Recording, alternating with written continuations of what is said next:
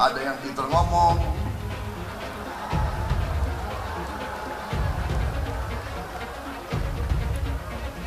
ada yang pintar ngeluh, ada yang macam-macam pintarnya itu. Belum tentu bisa kerja untuk rakyat Indonesia.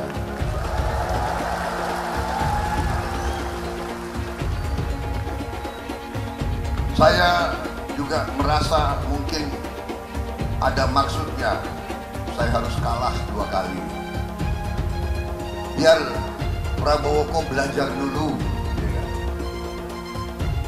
Dan alhamdulillah saya sudah banyak belajar. Peristiwa kilometer 50. Di situ proses hukum sudah dijalankan. Tetapi rasa keadilan masih belum muncul. Pada saat ini kita menyaksikan masih banyak pertanyaan, bahkan keluarga-keluarga korban masih mempertanyakan. Karena itu, saya ingin bertanya kepada Pak Ganjar. Jadi dalam pemerintahan ini mesti berani untuk tidak lagi menyandra persoalan-persoalan masa lalu sehingga berlarut-larut.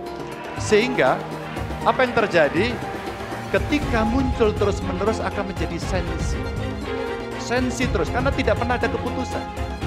Maka cara-cara ini mesti dihentikan dan kita mesti berani tegas. Pelindungan korban dilakukan. Saya sampaikan pencari fakta sudah pernah ada. Sehingga bangsa ini akan maju dan tidak lagi kemudian berpikir mundur karena persoalan-persoalan seperti itu yang tidak pernah dituntaskan. Kita harus tuntaskan. Kadang-kadang ada yang lupa. Ada yang menjadi gubernur lupa karena demokrasi.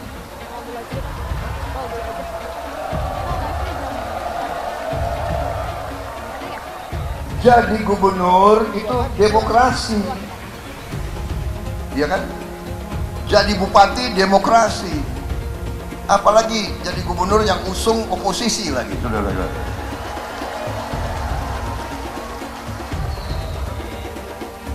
Ya, saya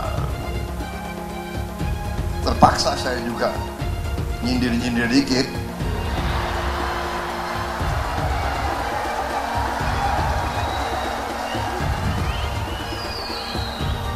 Boleh dong.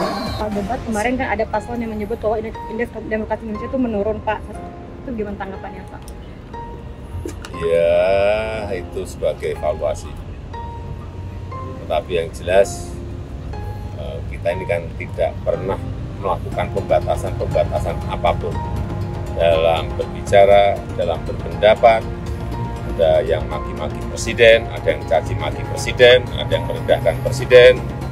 Yang menjelekan juga biasa-biasa saja. Di Patung Kuda, di depan istana juga demo, juga hampir setiap minggu, setiap hari juga ada. Ya nggak ada masalah. Saya barusan dari IKN. Mas Anies, dengan berbagai kondisi yang ada di Jakarta, apa pendapat Mas Anies ketika kemudian Indonesia sentris itu ingin dibangun, mimpi besar anak bangsa sejak presiden sebelumnya ingin dibangun untuk memindahkan ibu kota dari Jakarta ke IKN. IKN hanya membangun tempat untuk aparat sipil negara bekerja, bukan untuk rakyat. Jadi jangan kita meniru pemerintah Belanda. Mereka punya kota tua, ketika kota tua turun permukaan mereka pindah ke selatan, bikin di sekitar Monas, ditinggalkan, masalah tidak diselesaikan. Kita harus menghadapi masalah dengan menyelesaikan. Apakah boleh saya simpulkan kalau begitu Mas Anies dalam posisi yang oposisi terhadap beberapa kebijakan termasuk IKN, menolak IKN dilanjutkan? Mas Anies pernah jadi gubernur 5 tahun di DKI. DKI menerima indeks polusi tertinggi di dunia. Bagaimana dengan anggaran 80T, Pak Anies sebagai gubernur tidak dapat berbuat sesuatu yang berarti untuk mengurangi polusi. Terima kasih. Polusi udara tak punya KTP, angin tak ada KTP-nya. Angin itu bergerak dari sana sini.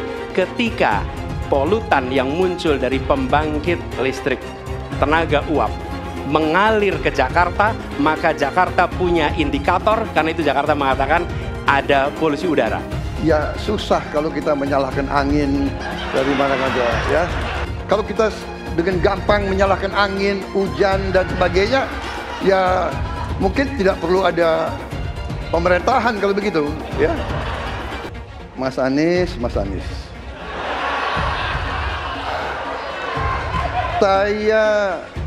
Saya berpendapat Mas Anies ini agak berlebihan. Mas Anies mengeluh tentang demokrasi ini dan itu dan ini. Mas Anies dipilih jadi gubernur DKI menghadapi pemerintah yang berkuasa. Saya yang mengusung Bapak.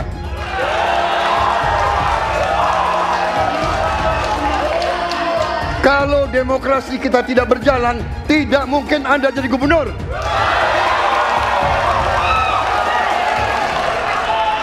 Kalau Jokowi diktator, Anda tidak mungkin jadi gubernur.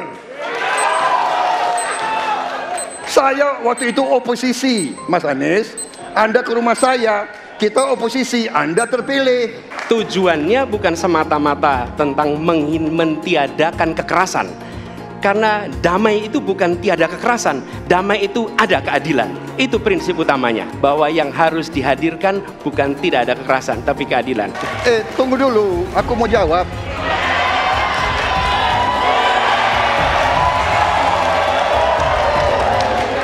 Jadi, benar keadilan. Benar sekali, harus ada keadilan. Tetapi saya mau mengatakan, tidak sesederhana itu, Pak Anies. Ada faktor-faktor lain, Pak Anies. Ada faktor geopolitik, ada faktor ideologi. Inilah yang masalahnya tidak gampang, ya. Tetapi saya pendapat kita harus tegakkan keadilan. Kita harus dialog. Ini masalah bangsa. Ini harus kita, semua kekuatan harus kita rangkul. Untuk semua rakyat Indonesia dan salam hormat kepada agama lain, yang mana saya adalah dulunya pendukung Anies Baswedan sebagai calon Presiden Republik Indonesia, 100% mendukung Bapak Anies. Tapi ternyata setelah tahu dia mendukung dengan adanya Rohingya masuk ke Indonesia, maka dengan ini kami 100% membatalkan niat itu. Dan perhatian kepada seluruh rakyat Indonesia, bila Anies jadi presiden memang bahaya. Berarti Indonesia nanti akan penuh dengan Rohingya. Ini adalah ucapan sendiri di video Bapak Anies Baswedan yang telah kita lihat sendiri. Maka dari itu, hati-hati. Batalkan untuk mendukung Anies Baswedan. Hancur Indonesia ini. Karena dia mendukung dengan adanya masuknya Rohingya. Karena bila dia jadi presiden, berarti hancurlah kita semua rakyat Indonesia. Hancur. Jangan didukung Anies Baswedan, berbahaya. Rohingya pasti menemui Indonesia. Apa yang bisa diharapkan dari Anies? Nggak ada. Jakarta amburadul, mimpin Jakarta aja amburadul, apalagi mimpin Indonesia. Anies itu perbual. Kayak mana apa karena perbual itu? Pembohong. Pembohong itu Anies itu. Gak usah dengar itu. Nggak layak jadi pemimpin. Apalagi jadi presiden. Di Jakarta aja kamu tengok itu amburadul. Di Jakarta tingkat kemiskinan tinggi. Pembangunan apa yang bisa dibangun Jakarta? Satu puskesmas pun bangunnya nggak ada. Masjid aja nggak ada dibangun. Mau ibadah. Di mana-mana kelebihan bayar. Apa yang bisa dibangun Anies? Satu aja nggak ada. Satu saja tunjukkan apa yang bikin Anies dibangun di Jakarta. Ganjar belum kampanye saja tetap di atas, apalagi sudah kampanye. Anies yang sudah keliling Indonesia, yang naik jet pribadi, keliling, jangankan naik, makin nyungsep ke bawah. Masyarakat sudah tahu siapa Anies. Anies, siapa belakangnya? Oligarki, satu. HTI, FPI. Masyarakat Indonesia bukan cari orang Yaman. Indonesia mencari nyaman. Anies ini keliling-keliling Indonesia mau ngapain sih? Bingung saya ngelihat. Menawarkan perubahan tapi tanpa konsep dan gagasan. Apa yang mau dirubah dan perubahannya seperti apa? Apakah akan merubah negara Pancasila menjadi negara khilafah juga nggak jelas. Jadi perubahan apa yang mau ketawarkan nih? Jadi Jangan berharap dapat lotre lah nih, tiba-tiba jadi presiden Indonesia. Nggak, Indonesia ini terlalu luas, terlalu besar. Jangan bermimpi lah. Bicara ke sana ke sini keliling Indonesia seolah-olah paham dan mengerti masalah negara. Lawang jadi gubernur aja 5 tahun kamu nggak ngerti masalah Jakarta. Apa yang kamu lakukan dengan Jakarta? Nggak ada nih, nggak ada. Masalah Jakarta segitu banyak tak satu pun yang selesai. Yang ada malah kerusakan bertambah. Anies hendak jadi presiden, hendak mengadakan perubahan. Perubahan apa nak kau buat? Nak kau balik Indonesia ni telontang jadi telangkup. Yang sudah maju dipandang mata dunia, hendak kau manakan lagi? Apa yang makanya kalau nak baca itu pidato tuh, hendak merubah Indonesia, sebutkan apa yang hendak dirubah. Jangan kata rubah ada, tapi yang hendak dirubah tak ada. Serupa dengan rekam jejak. Lihat rekam jejak. Apa rekam jejak kau di Jakarta? Apa yang kau jaga di Jakarta? Bukan yang ada kalau jaga di Jakarta. Kau bilang rekam jejak. Sekarang pidato dulu rekam jejak saja. Gaya orang nangkuk kau bodoh-bodoh saja. Orang nak pidato kau bodoh-bodohan. Kau anggap orang Indonesia ini bodoh semua. Yang pintar orang Yaman. Yaman. Nantau kau Yaman salah nantau. Bila ingin melihat apa yang akan dilakukan seseorang ke depan, maka lihatlah rekam jejaknya, karena rekam jejaknya adalah prediktor terbaik untuk masa depan.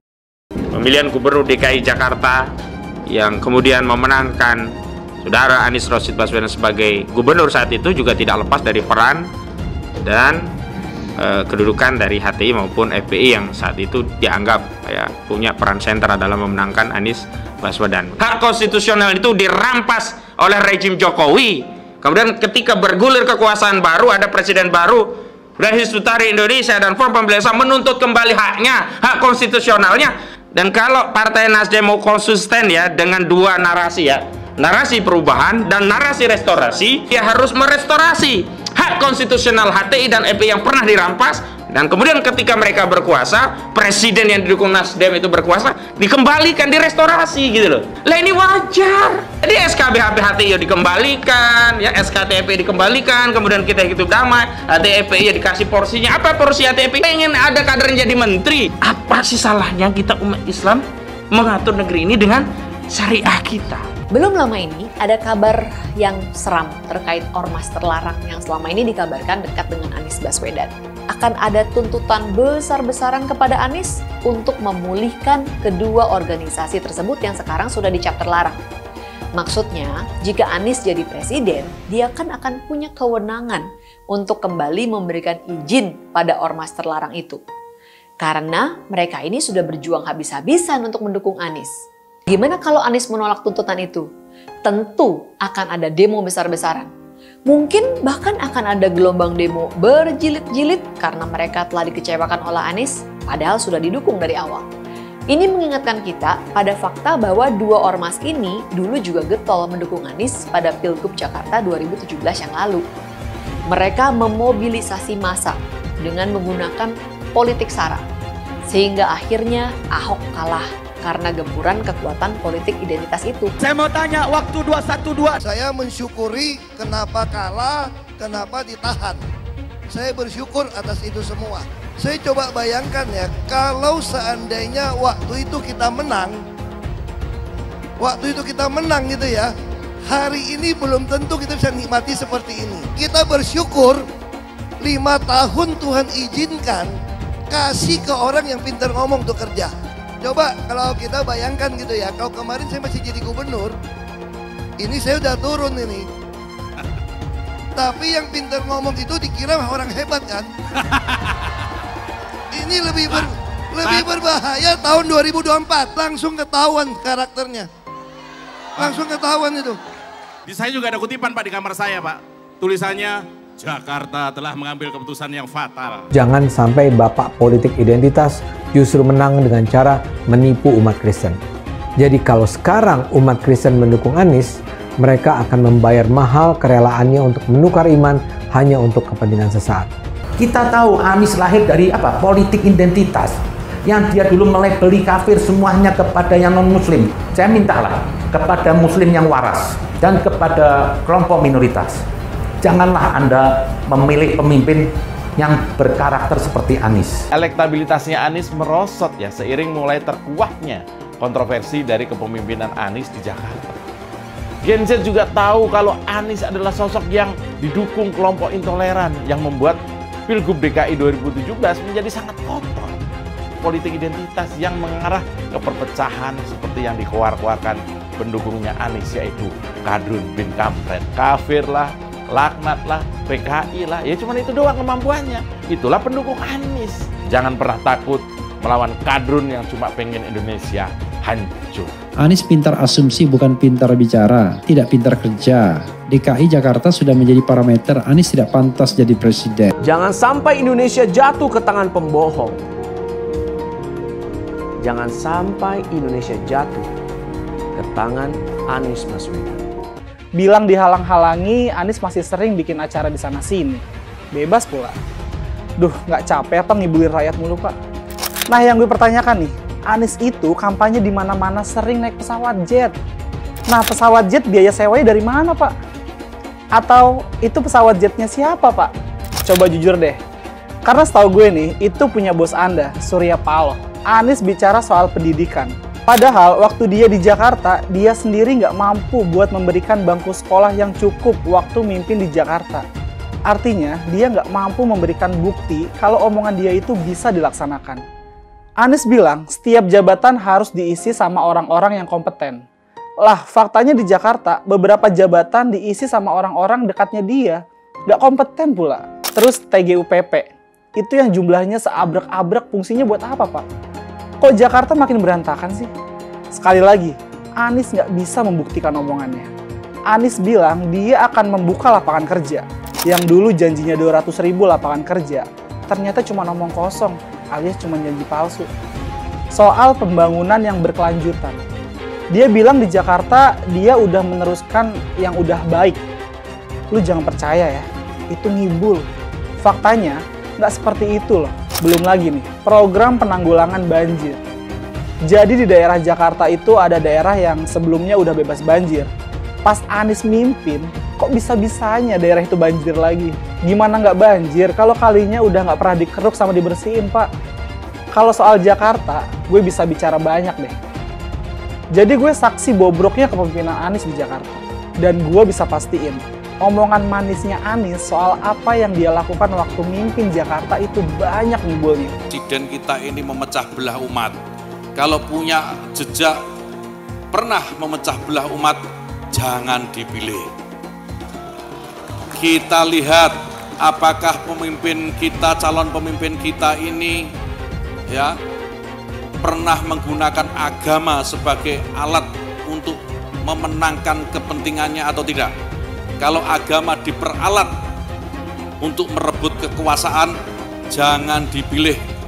Sekali lagi, kalau ada calon pemimpin yang punya rekam jejak memperalat agama untuk kepentingan politiknya, jangan dipilih.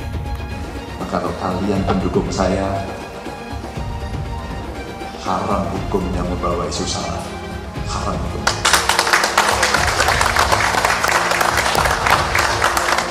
Kita sudah lelah dengan isu itu.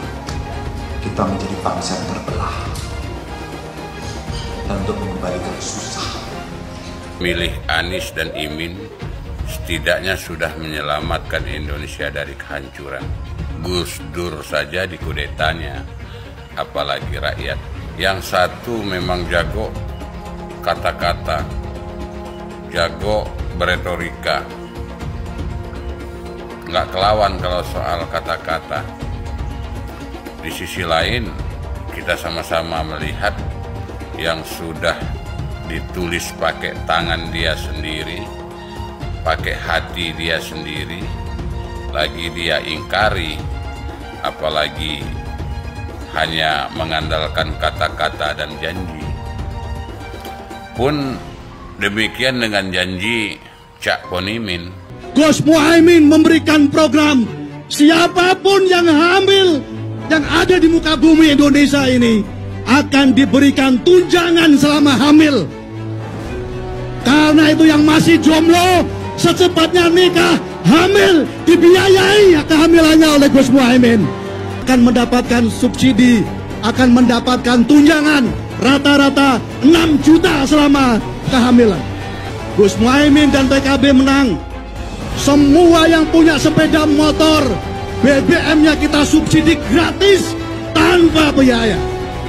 Siapa yang di sini punya sepeda motor? Tahun 2024 PKB menang, Gus Muhaimin presiden, disubsidi serendah-rendahnya harga subsidi BBM. Kalau PKB sekarang bukan PKB Gus Dur, ini PKB Caimin. Jadi beda, PKB-nya sudah beda. Jadi nggak bisa lagi menurut saya, memang masih tetap jualan nama Gus Dur, itu ada larangannya jelas sekali. Tapi ya namanya orang masih mencuri-curi, kebiasaan kayaknya mencuri-curi. Mencuri partai, sekarang mencuri gambar. Gus Dur pendiri partai, orang yang dikatakan oleh Caimin sebagai guru politiknya, malah dikudeta, apalagi rakyat. Susah kan mau milih pemimpin seperti itu nanti? Pak Prabowo hari ini adalah calon presiden dari Partai Gerindra. Saya sampaikan berkali-kali bahwa saya tidak ingin menjegal, saya tidak mau menjadi orang yang dibawa untuk berhadapan dengan Pak Prabowo dan menghentikan Pak Prabowo. Saya tidak mau. Dan saya katakan itu kepada siapapun yang datang kepada saya untuk berbicara tentang calon presiden. Yang nanti anak saya dan anak-anak saya akan ingat itu. Nah, saya tidak mau mengkhianati, menikam pada orang yang dulu sudah bekerja, membantu, dan berjuang bersama. Bapak Politik Identitas Indonesia Anies Baswedan, Bapak Intoleransi Indonesia Anies Baswedan, jangan lupakan, jangan terlena, jangan sampai dia pecahkan kita dengan dagangan ayat dan mayatnya. Air itu turun dari langit, turunnya ke atap rumah langsung sumur bor, bukan ke sungai dan ke laut. Saya ingatkan, jangan ada lagi politik identitas. Jangan ada lagi politisasi agama. Penjajahan di depan mata itu di Jakarta. Kita semua pribumi ditindas, kini saatnya kita menjadi tuan rumah di negeri sendiri. Saya bilang, Nis, ente nggak bisa jadi presiden. Kenapa? Karena presiden adalah orang Indonesia asli, saya bilang. PKI yang kita harapkan, Anies Baswedan yang begitu jelas Islamnya. 4 tahun 8 bulan jadi gubernur. Mana peraturan pergub saja yang melarang miras? Mana perda Islam apalagi? Yang akhirnya tidak berani juga menegakkan hukum. Banjir tetap banjir, macet tetap macet, kriminalitas Jakarta. Anda tahu, 2 menit sekali terjadi pencurian. Sekarang orang sedang euforia, dia mau dicapreskan. Bagaimana umat terjebak lagi, bodoh lagi, masuk lagi. Kalau misalnya memang Anies itu mau maju dan dia tekad mau menegakkan hukum Islam dan menyatakan perlawanan, saya penuh.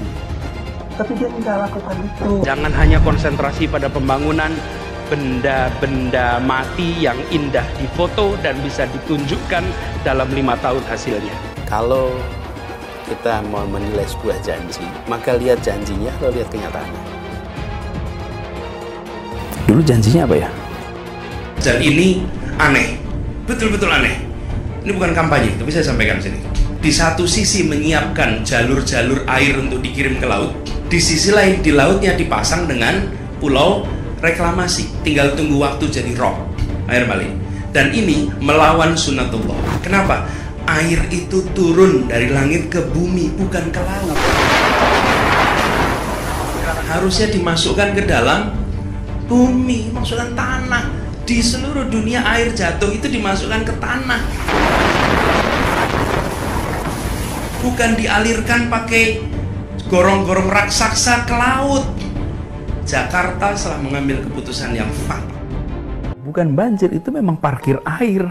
Bukan banjir, itu memang parkir air. Masyarakat berkeliling dengan membawa toa untuk memberitahu semuanya, termasuk sirine. IKIBON 82 miliar. Apa alat transportasi yang dimiliki oleh hampir setiap orang? Alat transportasi yang dimiliki semua orang adalah kaki. Kalau seandainya orang Jakarta percaya Pak Anies jadi gubernur pun, saya berani jamin kok dia akan lakukan normalisasi yang sama seperti saya lakukan kok. Gak usah bohong lah. Tapi ketika air sampai di muara, maka siap untuk dipompa ke laut. Pancasila Soekarno, ketuhanan ada di pantai. Anak Tuhan dari mana? Kalau Yesus anak Tuhan, bidangnya siapa? Besok di seluruh wilayah Indonesia kami katakan damai.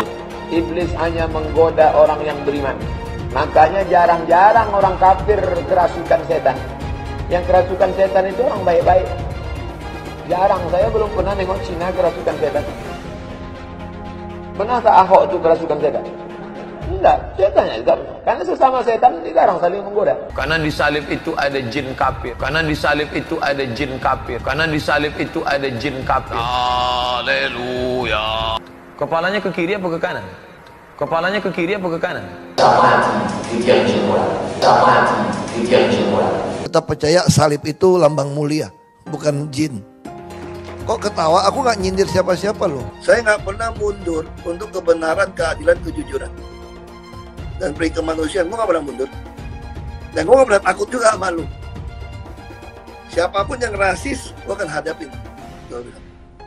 Karena rasis itu tidak berperi kemanusiaan. Sama saya ditanya dulu kan, kamu nyesel nggak statement kamu di Pulau Seribu sehingga masih masuk penjara? Tidak pernah nyesel. Karena saya mengatakan kebenaran. Hai semua, dengan saya Jonas Leong. Terima kasih banyak buat kalian penonton setia yang selalu menonton di channel ini. Saya secara personal sangat menghargai waktu kalian. Dan saya sudah menganggap kalian sebagai family karena kalian selalu support di channel ini. Bagi kalian yang selalu menuliskan opini kalian di kolom komen, saya baca komen kalian satu persatu. Saya baca komen kalian untuk mengetahui opini kalian, tanggapan kalian, dan masukan kalian sangat berguna untuk video selanjutnya. Terima kasih banyak buat kalian yang selalu menekan tombol like di awal video. Video seperti ini membutuhkan waktu dan juga research. Dan ini semua gratis untuk kalian. Jadi pastikan kalian menekan tombol like-nya, supaya saya mengetahui kalian menyukai konten yang saya bagikan. Nggak perlulah Anda untuk menjatuhkan Ganjar, karena Anda tidak punya kelemahan di Ganjar. Karena kalau Anda mau nyerang kelemahan di Ganjar, Anda akan melihat kelemahan calon Anda itu juga banyak. Jadi untuk menutupin itu, Anda terus serahkan apa? Partai PDIP dan Ibu Mega. Dengan apa ya? Dengan tuduhan-tuduhan apa ya? Sesat lah. Nggak bermutu. Bau-bau fitnah lagi. Terus itu yang disalahkan. Untuk menjatuhkan Ganjar itu, mereka pada menyerang Megawati PDI. Loh, apa kok bisa begitu alasannya? Emang kenapa? Kalau emang Anda punya calon yang baik, coba ungkapkan kebaikan calon Anda. Nggak perlulah Anda untuk menjatuhkan Ganjar, karena Anda tidak punya kelemahan di Ganjar. Karena kalau Anda mau nyerang kelemahan di Ganjar, Anda akan melihat kelemahan calon Anda itu juga banyak. Jadi untuk menutupin itu, Anda terus serahkan apa? Partai PDIP dan Ibu Mega. Saya di sini bukan PDIP, jujur saya bukan PDIP. Tapi saya melihat, saya perlu juga bersikap adil. Kalau emang orang lain itu benar ya saya harus bela. Jangan karena saya bukan karena PDIP, terus PDIP itu dizalimi, saya diem. Lah itu saya bukan sikap saya. Saya di sini ingin menjelaskan bahasanya apa? Megawati itu nggak sejelek itulah, PDIP nggak sejelek itulah. Ini partai sudah lama, perjuangannya sudah bagus. Jujur aja, tetap PD itu bagi saya partai yang terbaik. Di mana apa? Ketuanya Megawati. Nilailah pribadi Ganjar itu, mampu apa nggak dia, punya apa nggak track record. Dan Pak Jokowi pernah mengatakan, kalau Anda mau memilih calon presiden itu lihat track recordnya.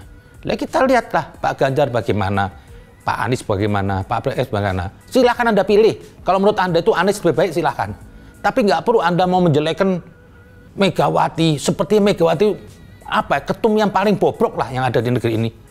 Di situ sekali cuma saya ingin mengatakan bahwa saya berharap ada pembelaan dari Pak Jokowi. Karena di masyarakat ini terjadi mengkriminalisasi Megawati dan PDIP. Padahal nggak segitu buruknya loh itu partai. Dan Megawati tidak. Sekali lagi, saya bukan caleg PDIP. Tapi saya harus mengatakan apa yang sebenarnya. Saya cuma ingin mengatakan apa? Pak Jokowi yang saya hormatin. Bukan karena saya kebencian loh. Saya tidak melihat Bapak itu membela PDIP. Padahal itu PDIP salah satu partai yang membawa Bapak dari wali kota Solo sampai menjadi presiden. Saya tidak mengatakan PDIP itu 100% benar. Tapi dialah partai masih terbaik dari semua partai yang ada. Dan saya malah berapa kali mendengar Ibu Megawati malah membela Jokowi. Saya dengar mungkin dari PDIP bilang bahwa jangan menyerang Jokowi. Seringkali Ibu Megawati membela Jokowi. Sekalipun di luar ini semua apa? Menjelekkan Megawati. Menjelekkan PDIP. Satu dibilang katanya petugas partai. Apa sih petugas partai? Emang itu suatu kezaliman? Enggak. Emang kalau ada tujuan merugikan negara? Enggak. Apalagi mau dituduh lagi tentang apa? Korupsi. Korupsi juga partai lain banyak lah. Masa ada mengatakan terus diserang ini? Katanya untuk menolak Ganjar itu PDIP buruk. Buruknya apa? Anda pernah mendengar Megawati korupsi? Enggak. Ayo kita bongkar-bongkaran lah apa? Anda pernah mendengar Jokowi sikapnya dilarang oleh PDIP? Enggak. Enggak dapat jabatan menteri juga enggak banyak. Tetap enggak dimusuhin sama PDIP. Tetap aja dibela. Nah, di situ lagi saya mengatakan ada sebuah video lagi berputar duduk antara Pak Jokowi dengan Ibu Megawati. Nah, itu lagi. Kenapa kok nggak saya lihat tidak ada pembelaan dari Pak Jokowi? Udahlah rakyat Indonesia, jangan terus mengkriminalisasi PDIP. PDIP itu partai saya. Ibu Megawati itu banyak jasanya. Ketum bukan kaleng-kaleng lah. Kalau yang lain mungkin kaleng-kaleng lah ketumnya. Itu dilakukan oleh pada diri Ibu Megawati. Harusnya pemerintah pusat yang bisa membela Pak Ganjar pada saat itu. Saya melihat pada saat itu seperti Pak Ganjar itu tercela gara-gara kasus Wadas. Sampai ada ribut demo semuanya. Harusnya apa? Pemerintah pusat turun tangan, membantu. Bahwasanya apa? Kesalahan bukan di pihak Gubernur Jawa Tengah. Ada proyek itu di pusat. Ada lagi kasus tentang Wadas. Yang saya baru pikir ini hari. Sementara itu kan Wadas kan kasus proyek nasional. Tapi sepertinya apa? Dosa itu ditumpukan kepada Pak Ganjar. Tapi Pak Ganjar tidak bisa mengelak karena dia apa? Pembantulah pemerintah di sini, gubernur. Dia tetap harus berjuang melaksanakan pekerjaannya. Alhamdulillah itu Wadas bisa diselesaikan tanpa harus Pak Ganjar keluar-keluar. Ini bukan proyek saya. Ini bukan tanggung jawab saya.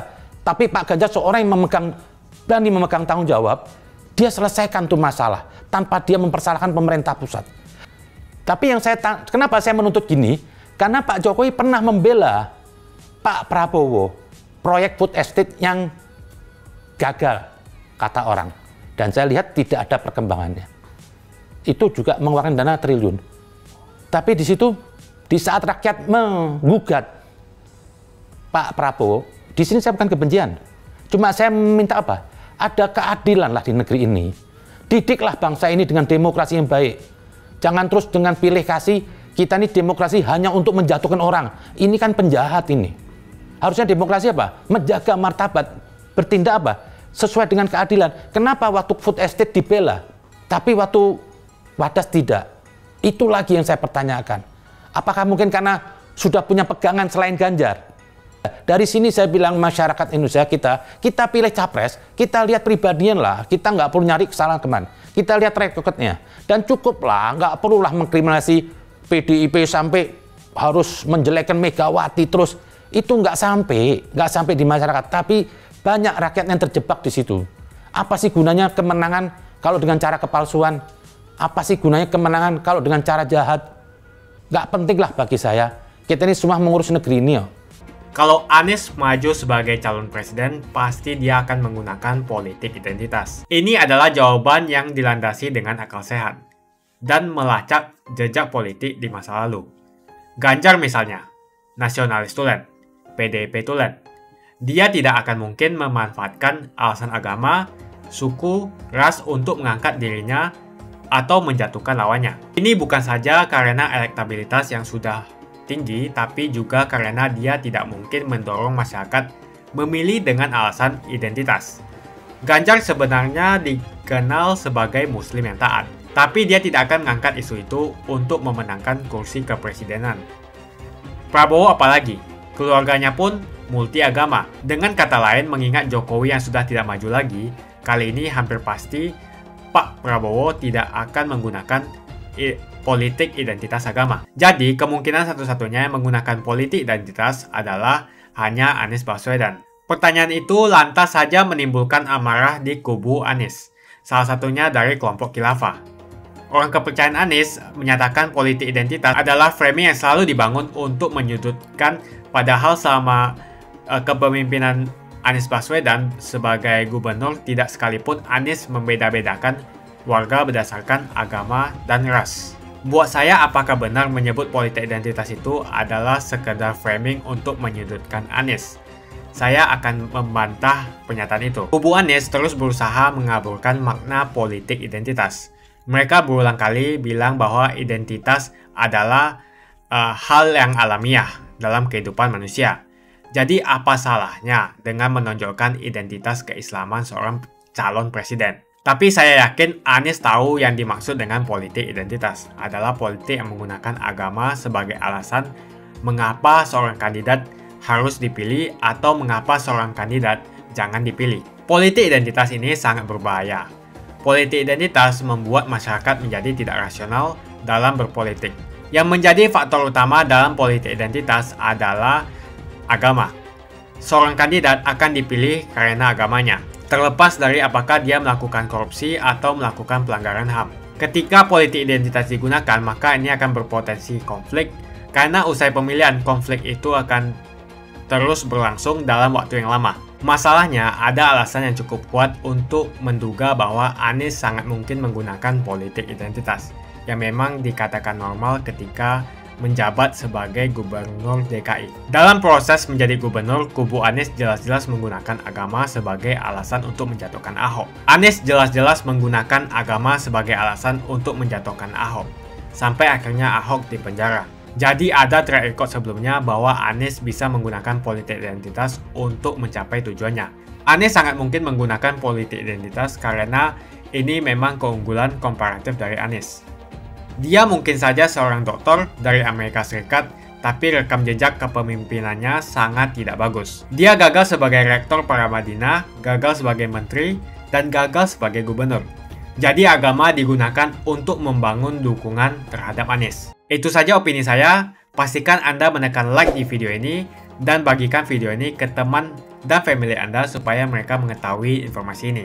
Jangan lupa tekan tombol subscribe dan bunyikan tombol loncengnya, supaya kamu tidak ketinggalan info dari channel Jonas Leong. Dan saya akan jumpa kalian di video selanjutnya.